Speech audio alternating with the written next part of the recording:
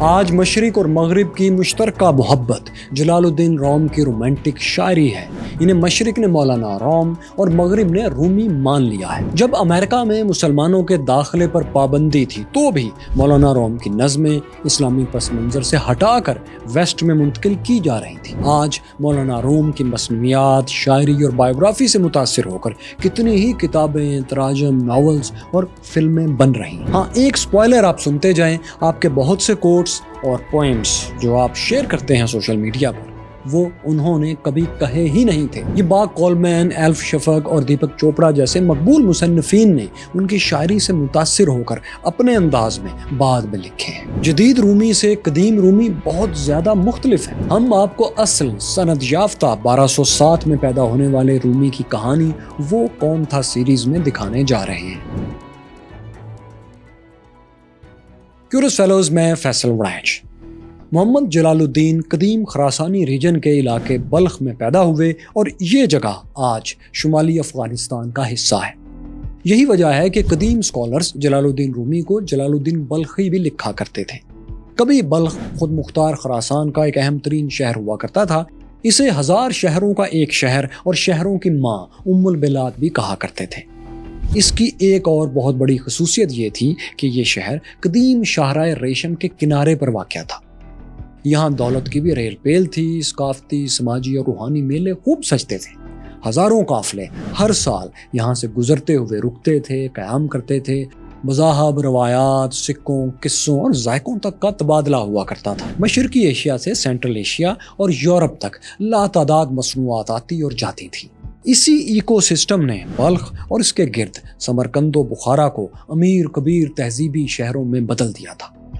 اسی خوشحالی کے دور میں 1207 میں 1207 میں یہاں سلطان العلماء مولانا بہاؤالدین کے ہاں محمد جلال الدین پیدا ہوئے۔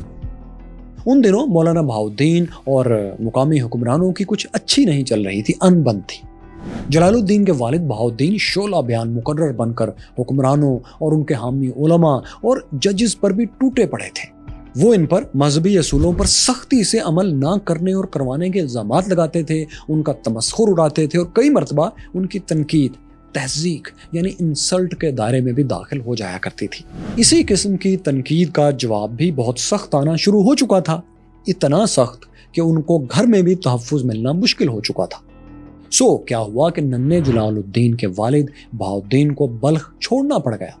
1215 کے قریب 1215 کے قریب جب رومی صرف 8 سال کے تھے، ان کے والد نے فیملی سمیت بلخ چھوڑ دیا۔ برسوں کا طویل سفر کرتے ہوئے وہ سلاجقہ روم کے مغربی علاقے قونیہ میں آ گئے۔ اب دراصل یہی وہ جگہ تھی جہاں جلال الدین کا دوسرا یعنی انٹلیکچوئل جنم ہوتا ہے۔ اسی جگہ نے جلال الدین بلخی کو مولانا جلال الدین روم اور بعد میں محبت کا عالمگیر شاعر رومانٹک رومی بنا دیا۔ روم یا رومی کا لاحقہ لگنے کی وجہ یہ تھی کہ قونیہ ترکوں کی سلجوق سلطنت کا دارالحکومت تھا، کیپٹل تھا۔ یہ سلطنت چونکہ سابقہ ایسٹرن رومن امپائر ہی سے الگ ہوئی تھی، اس لیے اس کے حکمران سلاجقہ روم کہلاتے تھے۔ اسی کی مناسبت سے جلال الدین کو، محمد جلال الدین کو روم اور رومی کہا گیا۔ اس شہر میں جلال الدین کے پھلنے پھولنے کی ایک اور وجہ بھی تھی، وہ یہ کہ یہاں بھی فارسی زبان ہی بولی اور سمجھی جاتی تھی۔ خصوصاً یہاں کی علمی اور تہذیبی سرگرمیوں پر فارسی زبان غالب تھی۔ ان کے خاندان کو یہاں آباد ہونے اور نیک نامی حاصل کرنے میں مشکل پیش نہیں آئی۔ سلجوق سلطان علاء الدین کے بعد نے بھی بہاؤالدین کی عالمانہ شہرت سے متاثر ہو کر انہیں ایک مسجد اور مدرسے کا انتظام سونپ دیا، یعنی انہیں ایک مصروفیت بھی ہاتھ آ گئی تھی، آفیشیل مصروفیت، اور کچھ روزگار بھی چلنے لگا تھا۔ لیکن 1231 میں بہاؤالدین وفات پا گئے تو ان کے بیٹے محمد جلال الدین رومی نے اپنے والد کے مدرسے کا انتظام سنبھال لیا۔ انہوں نے اپنی کرشماتی شخصیت، اپنی زباندانی اور علم کی بدولت اپنے والد سے زیادہ نیک نامی اور نام پیدا کیا۔ 4 دانگ عالم ان کی شہرت کا ڈنکا بجنے لگا۔ ان کے شاگردوں اور عقیدت مندوں کی تعداد بڑھتی ہی چلی جا رہی تھی۔ لوگ دور دور سے ان کی گفتگو سننے کے لیے آیا کرتے تھے۔ اس وقت تک وہ بھی اپنے والد ہی کی طرح سختی سے قدیم کتابوں، ان کے ٹیکسٹ اور ریفرنسز پر یقین رکھنے والے عالم دین ہی تھے۔ ایک دن کیا ہوا کہ جلال الدین مدرسے میں کتابیں سجائے بیٹھے تھے، لیکچر دے رہے تھے۔ ایرانی شہر تبریز سے آیا ہوا ایک صوفی शम्स तबरेज हलवा बेचने वाले का भेष बनाकर वहां आन पहुंचा। रूमी ने उससे कुछ हलवा खरीदा। हलवा फरोश ने किताबों की तरफ इशारा किया और पूछा, ये क्या है? मौलाना मोहम्मद जलालुद्दीन ने हलवे वाले को जाहिल समझते हुए कहा, ये वो है जो तुम नहीं जानते। लेकिन जैसे ही उनकी बात मुकम्मल हुई, वहां रखी तमाम किताबों को खुद ब खुद आग लग गई। सब कुछ राख हो गया। रूमी ने चीख कर कहा, ये क्या कर दिया तुमने? इल्म और हिकमत का इतना कीमती खजाना जाया कर दिया। इस पर हलवे वाले यानी शाह शम्स ने जली हुई किताबों को उठाकर पास मौजूद हौज में डाल दिया, पानी के तालाब में डाल दिया और फिर इन्हें निकाला तो वो बिल्कुल दुरुस्त हालत में थी। मौलाना ने हैरत से कहा, ये क्या? शाह शम्स तबरेज ने मुस्कुरा कर कहा, ये वो है जो तुम नहीं जानते। इसके बाद वो वहां से चल दिए। मौलाना रोम दंग रह गए। वो खड़े ये सोच रहे थे कि ये कौन था? ये कौन था जिसके इल्म की गर्द तक मैं अब तक नहीं पहुंच सका? इल्म और तजस्सुस क्यूरियोसिटी से मजबूर होकर वो नंगे पांव बाहर भागे, उस हलवा फरोश को तलाश किया और घर लेकर आए। यहाँ से उनकी एक नई जिंदगी शुरू होती है जिसमें शाह शम्स तबरेज और मौलाना रोम यकजान दो कालिब होते हैं। ये वाकया, ये कहानी आपने बहुत सुनी और पढ़ी होगी, लेकिन दिलचस्प बात यह है कि ये वाकया मौलाना रोम की जिंदगी में कभी पेश आया ही नहीं। ये एक तमसीली कहानी है, फर्जी कहानी है जो बहुत बाद में रूमी के चाहने वालों ने उनकी ट्रांसफॉर्मेशन, उनकी काया पलट को समझाने के लिए खुद बनाई थी। क्योंकि रूमी ने किताबों के इल्म और उससे हासिल होने वाले यकीन को फूंक कर, जलाकर खाकस्तर कर दिया था और अपने अंदर इश्क की आग जला ली थी। उन्होंने जानने का गुरूर, इल्म का गुरूर खत्म करके तजस्सुस की आग से सीने को भर लिया था और इसकी तकमील के रास्ते के तौर पर इश्क को रहनुमा चुन लिया था। दोस्तों, उनका ये फैसला बहरहाल एक एंगल से उनके सख्त गिर आलम दीन वालिद की जिंदगी का एक रद्द अमल भी था कि मोहम्मद जलालुद्दीन ने सख्त असूलों वाले माहौल में परवरिश पाई थी और उसी को उन्होंने शुरू में अपना भी लिया था, सख्त मजहबी माहौल को। मगर उनके अंदर असल आग क्या थी? वो कीमती पत्थर, वो लाले याकूत क्या था जो इन किताबों के अंबार के पीछे छुपा हुआ था? उस हीरे को, उस लाले याकूत को शम्स तबरेज ने, उनके उस्ताद ने पहचाना और चंद मुलाकातों में रूमी को यकीन दिला दिया कि उनकी मंजिल कहीं और है। लेकिन वो खुद यानी रूमी किसी दूसरे रास्ते पर गामजन हैं, वो गलत रास्ते पर हैं। ये उनको यकीन शाह शम्स तबरेज ने दिलवा दिया था और इसके लिए ज़ाहिर कुछ मुलाकातें थीं। ये जो मोजज़े वाला वाक़या है ये हरगिज़ नहीं था। इस्तांबुल में मौलाना फाउंडेशन की वेबसाइट के मुताबिक शाह शम्स तबरेज और रूमी का मिलना कोई लेजेंड नहीं है। ये एक सिलसिला मुलाकात था जिसमें दोनों आहिस्ता आहिस्ता रूहानी तौर पर करीब होते चले गए। मौलाना रोम जब पहली बार शम्स तबरेज से मिले तो वो 37 ईयर्स के एक नौजवान थे और शम्स तबरेज उनसे 25 साल के लगभग उम्र में बड़े थे। दोनों में उस्ताद शागिर्द का ताल्लुक फितरी बात थी। रूमी ने दरअसल शम्स तबरेज के सामने अपनी ज़ात को फना कर दिया था और रूहानियत की तालीम उनसे हासिल करना शुरू करती थी। दोनों में मोहब्बत का एक रूहानी ताल्लुक कायम हो गया था जो रोमांस और हवस से बहुत बुलंद रिश्ता समझा जाता था। ये ताल्लुक इतना गहरा था कि दोनों हमा वक्त सहर व शाम साथ रहने लगे थे। मौलाना रोम ने अपने शागिर्दों को पढ़ाने का मामूल, मदरसे को चलाने का मामूल और दीगर मसरूफियात यकसर भुला दी थी, क्योंकि अब वो एक जोन से दूसरी जोन में दाखिल हो रहे थे। वो अपनी ज़ात के टूट फूट के अमल से गुजर रहे थे और उनकी ज़ात एक नई शक्ल इख्तियार कर रही थी जिसके लिए उन्हें अपने मुर्शद, अपने महबूब शाह शम्स तबरेज की सोहबत चाहिए थी। बस इसी में उन्होंने खुद को गर्क कर लिया था। इसी बात से अब उनके अहले खाना और दोस्त अहबाब सख्त नाराज रहने लगे थे। लोगों ने इसका इल्ज़ाम शाह शम्स तबरेज पर धरना शुरू कर दिया, उन्हें सताना शुरू कर दिया, उन पर आवाज़ें कसे जाने लगे, उन्हें बुरा भला कहा जाने लगा। इस हजीमत से रूमी और शाह शम्स दोनों परेशान थे, लेकिन वो अलग होने के लिए बिल्कुल तैयार नहीं थे। खुसूसन मौलाना जलालुद्दीन रोम अपने महबूब उस्ताद की जुदाई एक पल के लिए गवारा नहीं कर रहे थे। क्या हुआ कि रूमी के मुसाहबों ने, जो इस ताल्लुक से इंतहाई नाखुश थे, दरवेश शम्स तबरेज को हमेशा के लिए रास्ते से हटाने का फैसला कर लिया। अब रवायत है कि साजिश में रूमी का छोटा बेटा अलाउद्दीन भी शरीक था। अब उनका प्लान ये था कि सब मिलकर वार करेंगे शाह शम्स तबरेज पर ताकि किसी एक पर इल्ज़ाम ना आए। जूलियस सीजर वाला वाक़या आप याद करें, उसमें भी यही हुआ था। एक रात शाह शम्स को घर से बाहर बुलाया गया। जब वो नहते बाहर आ गए तो कई बाजू एक साथ लहराए और कई खंजर उनके नातवा बूढ़े जिस्म के पार हो गए। اس سے پہلے کہ کسی کو خبر ہوتی، قاتلوں نے منصوبے کے مطابق ان کی لاش کسی خفیہ مقام پر جا کر دفن کر دی، جس کے بعد نہ کبھی لاش برآمد ہوئی اور نہ ہی قاتلوں کا کچھ پتہ چلا۔ ایک اور روایت بھی ہے اور اس کے مطابق شاہ شمس کو کسی نے نہیں مارا تھا، بلکہ پریشان اور زچ اتنا زیادہ کر دیا تھا کہ وہ ایران میں اپنے آبائی شہر خوئی چلے گئے تھے۔ پھر کسی وقت یہیں ان کا انتقال قدرتی طور پر ہو گیا۔ خوئی میں ایران میں یعنی ایک مزار آج بھی موجود ہے جس پر شاہ شمس تبریز کا نام لکھا ہے، اور زیادہ تر لوگ اسے ہی ان کی اصل قبر مانتے ہیں۔ یونیسکو نے بھی اسے ہی ورلڈ ہیریٹیج سائٹ قرار دے رکھا ہے۔ ویسے اگر آپ کونیا جائیں یعنی ترکی جائیں اس کے ساؤتھ میں، تو وہاں بھی آپ کو شاہ شمس تبریز کے نام پر ایک قبر ملے گی۔ شاید ماضی میں لوگ سمجھتے ہوں کہ انہیں قتل کر کے وہاں کونیا میں دفن کیا گیا تھا، اسی لیے وہ قبر وہاں ہے، مزار وہاں ہے۔ تاہم اب نئے دور میں چونکہ قتل والا واقعہ ثابت شدہ نہیں ہے، ماڈرن ہسٹورینز اس کو نہیں مانتے، وہ اس کو ایک صرف امکان کے طور پر لیتے ہیں کہ شاید یہ بھی ہوا ہو۔ اس لیے کونیا والے مزار کی حیثیت جو ہے وہ سمبولک ہو کر رہ گئی ہے۔ لوگ یہاں آتے ضرور ہیں، فاتحیں بھی پڑھتے ہیں، لیکن کم ہی اسکالرز آج یقین رکھتے ہیں کہ شاہ شمس تبریز کو قتل کر کے یہاں دفن کیا گیا تھا۔ دوستو، اس کے علاوہ آپ نے پاکستان کے شہر ملتان میں بھی ایک بزرگ شاہ شمس تبریز کا مزار ضرور دیکھا اور سنا ہوگا، لیکن یاد رکھیے کہ وہ والے شمس تبریز رومی کے استاد نہیں تھے، بلکہ ملتان والے شاہ شمس کا پورا نام شاہ شمس الدین سبزواری تبریزی جعفری ہے۔ وہ تاریخ میں کسی وقت تبلیغ کے لیے ایران سے ملتان آئے اور پھر یہیں کے ہو کر رہ گئے، لیکن ان کا مولانا جلال الدین روم سے کوئی تعلق نہیں۔ تو خیر دوستو، شاہ شمس کی اچانک گمشدگی نے رومی کو بےقل کر دیا۔ وہ انہیں ڈھونڈنے، ان کو تلاش کرنے دمشق چلے گئے، کیونکہ ایک بار پہلے بھی شاہ شمس لوگوں کے ستانے سے تنگ آ کر کچھ دیر کے لیے دمشق چلے گئے تھے۔ لیکن اس بار دمشق کی خاک چھاننے کے بعد بھی رومی کو کچھ نہیں ملا، اپنے استاد کو وہ نہیں ڈھونڈ پائے۔ جب وہ باہر کی دنیا میں شاہ شمس تبریز کی تلاش سے مکمل ناکام و نامراد ہو گئے تو انہوں نے اپنے اندر جھانکنا شروع کر دیا۔ انہوں نے اپنی ذات کو جلا کر اس طرح بھسم کر ڈالا جیسے کبھی شاہ شمس نے کتابیں جلا کر خاکستر کر دی تھیں۔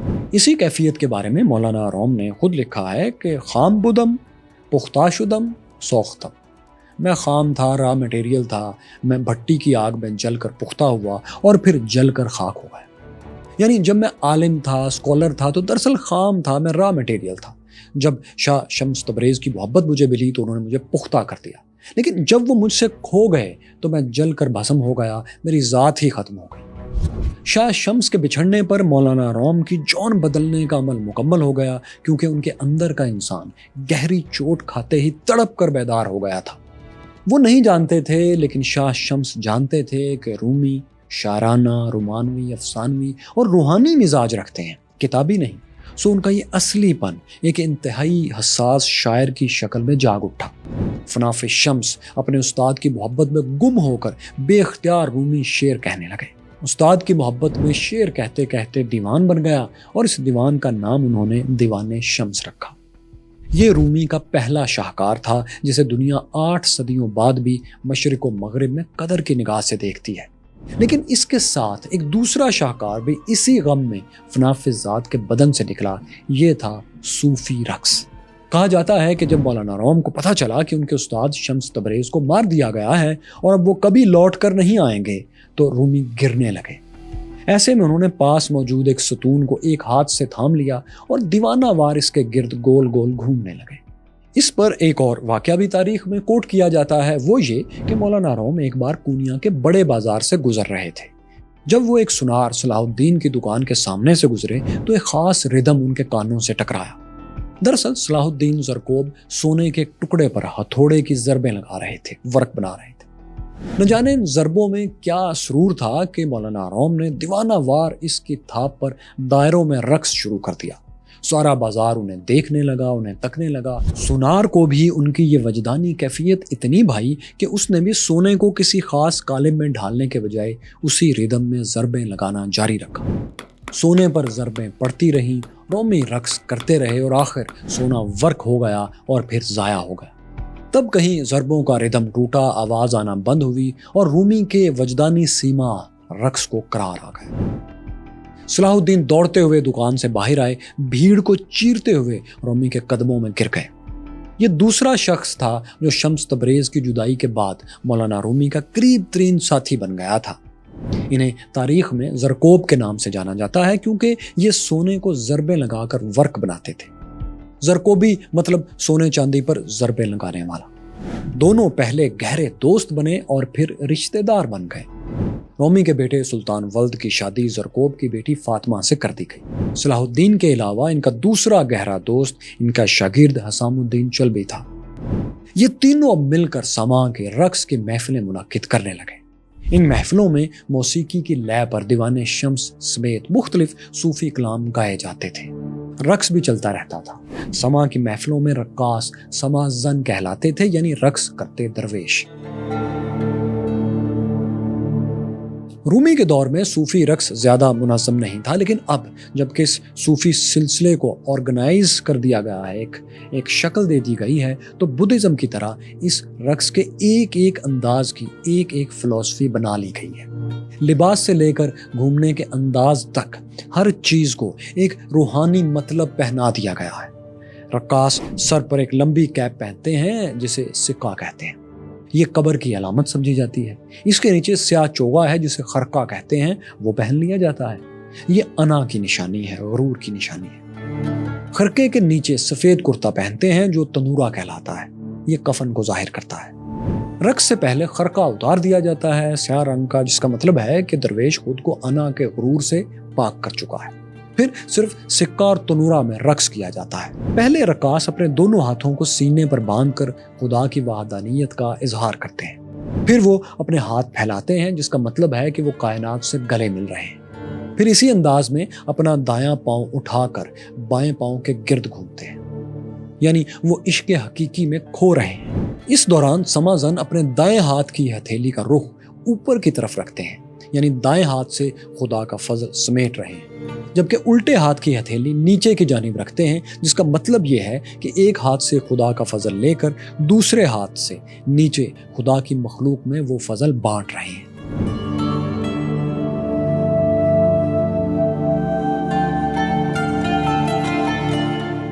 دوستو، مولانا رومی کو ان کے نئے دوست صلاح الدین زرکوب بھی 1258 میں 1258 میں چھوڑ کر چلے گئے۔ ان کا انتقال ہو گیا۔ ان کے بعد رومی کے پاس صرف ایک ہمراز ہم سخن حسام الدین باقی رہ گیا۔ اب حسام الدین تو جانتے تھے سب لوگوں کی طرح کہ رومی کون سا سدا زندہ رہیں گے۔ ساتھ میں وہ یہ بھی جانتے تھے کہ مولانا رومی ایک بہترین قصہ گو بھی ہیں، سٹوری ٹیلر بھی ہیں، کیونکہ وہ دیکھا کرتے تھے کہ مولانا رومی بات سمجھانے کے لیے چھوٹی چھوٹی کہانیاں اور تمثیلات بنا لیا کرتے تھے، استعمال کرتے تھے، جو بہت دلچسپ ہوتی تھی۔ حسام الدین نے مولانا روم کو قائل کیا کہ وہ ایسی تمام کہانیاں، قصے، مثالیں لکھ لیں۔ مولانا کو یہ آئیڈیا پسند آیا۔ یہیں سے ان کا تیسرا ماسٹر پیس تیار ہوتا ہے جو فارسی کا شاہکار مانا جاتا ہے، یعنی مثنوی مولانا روم۔ مثنوی دوستو ایسی کہانی نما نظموں کو کہتے ہیں جن کے اشعار ہم وزن تو ہوتے ہیں، لیکن ہر دوسرا شعر پہلے کے قافیے ردیف کا پابند نہیں ہوتا۔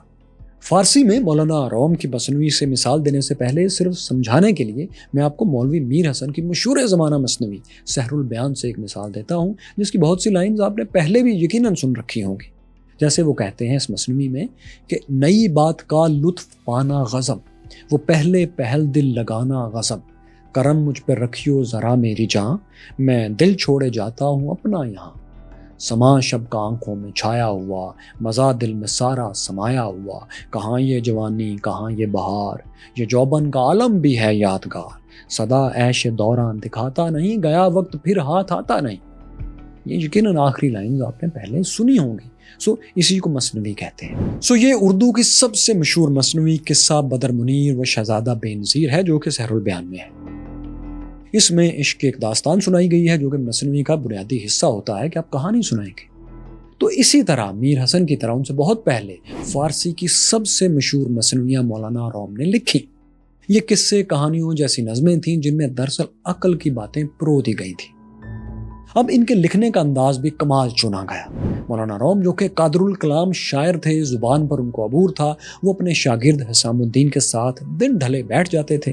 مولانا موج میں آتے اور شعر پر شعر کہتے جاتے، حسام الدین کاغذ پر اتارتے جاتے، نوک پلک بعد میں سوار لی جاتی تھی۔ حسام الدین کی آواز سریلی تھی، وہ مولانا کو ان کی شاعری گا کر بھی سنا دیتے تھے، اوزان اور قافیہ ردیف مزید بہتر ہو جاتے تھے۔ جب مثنوی لکھنے کا آغاز کیا گیا تھا تو مولانا روم کی عمر 53 ایئرز تھی۔ وقت کے ساتھ ساتھ مثنوی لکھنے کا ذوق و شوق مولانا میں بڑھتا ہی گیا اور اتنا سما گیا کہ وہ کہنے لگے میں چاہتا ہوں اس کی اتنی جلدیں بن جائیں، اس کے اتنے والیومز بن جائیں کہ 40 اونٹوں پر لادنے پڑیں۔ وہ ایسا دوستوں کر سکتے تھے کیونکہ وہ اسلامی تاریخ سے لے کر مذہبی کتابوں، انبیاء، صحابہ، اولیاء اور قدیم داستانوں تک کو اپنے انداز میں سناتے اور لکھواتے جا رہے تھے، سب کے واقعات۔ یعنی جو کچھ بھی انہوں نے تاریخ میں پڑھا تھا، سیکھا تھا، سنا تھا یا درست سمجھتے تھے، اس سارے کے سارے علم کو وہ نظمیہ انداز میں، مثنویوں کے انداز میں لکھوا رہے تھے۔ وہ 40 تو کیا 400 اونٹوں پر لادے جتنی جلدیں بھی اس وقت لکھ سکتے تھے اگر ان کو عمر مہلت دیتی، لیکن اس جوش و جذبے کے سامنے بہرحال ان کی بڑھتی عمر دیوار بن گئی تھی۔ وہ صرف 6 جلدیں ہی لکھوا پائے تھے جن میں 26,000 اشعار تھے۔ ان کے مطابق انہوں نے جو کچھ بھی ان میں لکھا اس کی انسپائریشن قرآن و حدیث اور بنیادی اسلامی ماخذ بیسک اسلامک سورسز تھی۔ بعد میں جب ان کی کتابیں تقریباً دنیا کی ہر زبان میں ٹرانسلیٹ ہوئیں تو بہت زبانوں میں ان کے کلام سے اسلامی حوالے مکمل طور پر نکال دیے گئے۔ خاص طور پر ان کی انگلش ٹرانسلیشنز بہت زیادہ مس لیڈنگ ہیں۔ شاعر با کولمین نے جب 20ویں صدی میں اسینشل رومی کا انتخاب کیا تو رومی کو پاپ کلچر میں ویسٹ میں بے پناہ شہرت ملی۔ مغرب نے رومی کو بہت زیادہ جانا پہچانا، مگر ماڈرن رومانٹک رومی جو اس ڈیجیٹل نسل میں بھی بہت مقبول ہے، اس میں صرف اتنا مسئلہ ہے کہ یہ رومی کی شاعری کی جڑ سے کٹا ہوا ہے۔ باتیں تو صحیح ہیں لیکن وہ جس ریفرنس سے مولانا روم لکھ رہے تھے وہ ریفرنس ان میں نہیں ہے۔ صرف ان کی کہانیاں اور دانش ماڈرن ویسٹرن سٹائل میں ری رائٹ کر کے پیش کرتی گئیں اور کی جا رہی ہیں، جس کی وجہ سے بہت کچھ بدل گیا۔ مثلا ان کی کوٹیشن ایک کال بہت شیئر کیا جاتا ہے اور یہ کتابوں کی سب سے بڑی ریفرنس لائبریری جس میں کوٹس شیئر کیے جاتے ہیں، گڈ ریڈز، اس پر بھی موجود ہے۔ اور یہ کوٹ ہے "What you seek is seeking you"، یعنی جسے آپ تلاشتے ہیں دراصل وہ آپ کو تلاش کر رہا ہوتا ہے۔ یہ جملہ عالمگیر شہرت اختیار کر چکا ہے، لیکن حقیقت یہ ہے کہ مولانا روم نے کبھی یہ بات اس طرح کہی ہی نہیں تھی۔ یہ دراصل ان کی ٹرانسلیشن سے نکلا ہوا ایک معنی ہے۔ بنیادی فارسی انگلش جو ٹرانسلیشنز ہو چکی تھی ان سے با کولمین نے پھر دوبارہ ٹرانسلیٹ کیا اپنے انداز میں، اور اپنی کتاب اسینشل رومی کے پہلے ہی ایڈیشن میں یوں لکھا ان لائنز کو کہ "Be relentless in your looking because"، اب اس کے بعد والا پارٹ اہم ہے، "You are the one you seek"۔ لیکن بعد میں اس ٹرانسلیشن سے انسپائر ہو کر اسے مزید تبدیل کیا گیا، جو پھر سادہ ہو کر بس یہی رہ گیا کہ جسے آپ تلاش کر رہے ہیں وہ آپ کو تلاش کر رہا ہے۔ اس تبدیلی کے بعد بھی اس پر مولانا روم ہی کا نام لکھا جانے لگا، مثلا رومی کا، حالانکہ یہ نیو تھنکنگ فلسفی کا اینگل تھا، رومی کا، مولانا روم کا ہرگز نہیں۔ رونڈا بائرن نے بھی ملٹی ملین ڈالرز میں بکنے والی نیو تھنکنگ پر اپنی کتاب دی سیکرٹ کے لیے، مارکیٹنگ کے لیے اسی لائن کو استعمال کیا تھا۔ یعنی ماڈرن پاپ کلچر کی ایک آئیڈیالوجی پر ایک خود مست و فنا فضات صوفی سے مہر لگوا لی گئی تھی اس کے مرنے کے 750 سال بعد۔ ورنہ حقیقت کچھ یوں تھی کہ مولانا روم نے مثنوی کی 3 جلد میں یوں لکھا تھا کہ جو خدا کی تلاش کرتا ہے دراصل خدا اسے تلاش کرتا ہے۔ Your longing for God is itself a sign that God is drawing you۔ اس کے پیچھے مولانا روم دراصل صحیح بخاری کی اس حدیث کو کوٹ کر رہے تھے جس میں خدا کہتا ہے کہ جب میرا بندہ میری طرف چل کر آتا ہے تو میں اس کی طرف دوڑ کر آتا ہوں۔ یہ کہیں سے بھی وہ معنی لیے ہوئے ہرگز نہیں ہے جسے ماڈرن کلچر میں نیو تھنکنگ ماڈل کے طور پر پیش کیا گیا ہے کہ جس کو آپ تلاشتے ہیں وہ آپ کو تلاش رہا ہے۔ یہ رومی کوئی اور ہے، وہ مولانا روم کوئی اور تھا۔ تو خیر دوستو، آج مثنوی مولانا روم دنیا کی ہر بڑی زبان میں ترجمہ ہو چکی ہے۔ پاکستان، ترکیہ، عرب ممالک، سینٹرل ایشیا اور ہندوستان میں ان کی کہانیاں مختلف انداز میں سنی اور سنائی جاتی ہیں۔ ایک مشہور مثنوی کی کہانی آپ نے بھی ادھر ادھر سے کہیں سے ضرور سنی ہوگی، جس میں ایک شیر، بھیڑیے اور لومڑی کا قصہ ہے۔ اس میں رومی لکھتے ہیں کہ ایک بار یہ تینوں جانور اکٹھے شکار کرنے کے لیے نکلے۔ تینوں نے ایک بیل، ایک بکری اور ایک خرگوش کا شکار کیا۔ شیر نے بھیڑیے سے کہا تم شکار تقسیم کرو اور انصاف سے کرنا۔ بھیڑیے نے شکار کے 3 حصے کیے۔ बैल उसने शेर को दे दिया, खरगोश लोमड़ी को दे दिया, जबकि बकरी खुद रख ली। शेर को ये इंसाफ पसंद नहीं आया, उसने भेड़िए को मार डाला। फिर उसने लोमड़ी से शिकार तकसीम करने के लिए कहा। लोमड़ी चालाक थी, उसने सर झुकाकर अर्ज की, हजूर इंसाफ तो यह है कि बैल का गोश्त आप नाश्ते में खाएंगे, बकरी को दोपहर में तनावल करेंगे और खरगोश आपके डिनर के लिए बेहतरीन है। शेर खुश हो गया। उसने पूछा, ए लोमड़ी, तुमने इतनी अक्लमंदी की बातें कहाँ से सीखी? लोमड़ी ने भेड़िए की लाश की तरफ इशारा करते हुए कहा, इससे। अज कुजा मोख्ती ए बुजुर्ग, गुफ्त ए शाह जहां हाल गुर्ग। शेर ने कहा, ए लोमड़ी, जब तू मुजस्सम हमारे लिए हो गई है तो जा ये सारा शिकार ले जा। अब तुझ में और मुझ में कोई फ़र्क नहीं। जब तूने कमीने भेड़िए के इंजाम से इबरत हासिल कर ली तो हम तेरे हैं, सारे शिकार तेरे हैं। लोमड़ी हजार शुक्रिया अदा करते हुए उल्टे पांव रुखसत हुई और कहती हुई गई कि शुक्रिया दरअसल इस बात का है कि मुझे भेड़िए के बाद बुलाया गया। अगर मुझे पहले इंसाफ करने के लिए बुलाया जाता तो फिर मुझे कौन बचाता। इस कहानी में दोस्तों मौलाना रूमी ने दिलचस्प किस्से के साथ साथ ये भी दर्स दिया है कि अपनी ज़ात को ज़ात हक में फना करने से ही सब कुछ मिल सकता है, वरना हलाकत है। सो कहानी में बुनियादी तौर पर वो ये बात बयान कर रहे थे, ना कि लोमड़ी की चालाकी। ऐसे ही लातादाद शाहकार कहानियों की वजह से मस्नवी रोम आज फारसी की और दुनिया की अजीम तरीन किताबों में शामिल हो चुकी है। 1273 में मौलाना जलालुद्दीन की उम्र 66 साल 66 ईयर हो चुकी थी। उस वक्त कोनिया में एक तारीखी ज़लज़ला आया और कई दिन ज़मीन कांपती रही। मौलाना से लोगों ने दुआओं की दरख्वास्त की आकर। कहते हैं मौलाना ने कहा था, फिक्र ना करो, ज़मीन भूखी है, वो अपना लुकमा चाहती है, अपना रिस्क चाहती है। यानी वो चाहती है कि उसके पेट में कुछ मनपसंद उसका जाए। कुछ दिन बाद क्या हुआ कि ज़लज़ला तो थम गया, लेकिन 7 सितंबर को मौलाना रोम वफात पा गए। उन्हें कोनिया की ज़मीन में दफन कर दिया गया। शायद ज़मीन को अपना लुकमा मिल गया था। उनकी कब्र पर लिखा है कि जब हम मर जाएं तो हमें कब्रों में तलाश मत करना, हम तुम्हें अच्छे इंसानों के दिलों में मिलेंगे।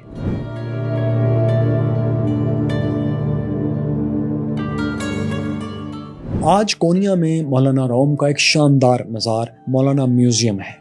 यहाँ हर साल लाखों मद्दाह हाज़री देते हैं। 2019 में 2019 में यहाँ रिकॉर्ड 34 लाख 3.4 मिलियन टूरिस्ट्स आए थे। हर साल 17 दिसंबर को यहाँ रूमी का उर्स मनाया जाता है। उर्स की रात शब-ए अरूस यानी शादी की रात कहलाती है। ये जाहिर करती है कि इस रोज़ मौलाना अपने महबूब यानी खुदा से जा मिले थे। उनकी पैदाइश के 800 बरस पूरे होने पर यूनेस्को ने 2007 को रूमी का आलमी साल करार दिया था। मौलाना रोम के बाद उनके बेटे सुल्तान वल्द ने बाप की रवायत को बाकायदा एक सूफी तहरीक की शक्ल दी। इसे सिलसिला मौलविया का नाम दिया गया, जो आज भी जारी है। दोस्तों, अब तक हम तारीख के दर्जनों नामवर लोगों पर उर्दू ज़ुबान में बायोग्राफिकल डॉक्यूमेंट्रीज बना चुके हैं। ये सब कहानियाँ आप यहाँ इस प्लेलिस्ट पर टच करके देख सकते हैं। यहाँ जानिए कुल कायनात की कहानी, और ये रही रोमन एम्पायर के अरूज व ज़वाल की दास्तान।